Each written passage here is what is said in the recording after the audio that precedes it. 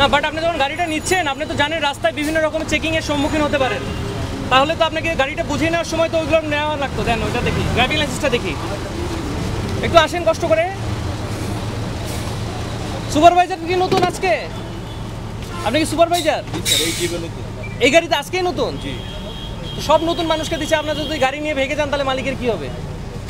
যেতেই তো পারেন নাকি? এই গাড়িতে নতুন, এই গাড়িতে নতুন, বাট আপনারা যখন গাড়িটা নিলেন বুঝিয়ে নিলেন তখন গাড়ির কাগজপত্র বুঝাই নেবেন না যে আমার যে কোনো সময় রাস্তায় যে সকল, এই যেমন আমরা এখন চেকিংয়ে আছি, এখন আপনি আমাকে কোনো কাগজ দেখাতে পারছেন না, তাহলে এই গাড়িটা কি মানে সরকারিভাবে চলছে নাকি কিভাবে চলছে বুঝবো কিভাবে? এটা একটু ফোন দিয়ে কাগজ ঠিক করানো লাগে।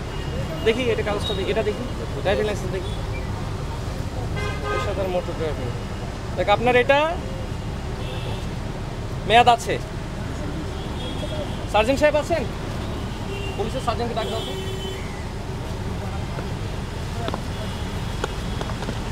দেখেন ফোন দিয়ে খুঁজলেন কাগজপত্র কোথায় আছে।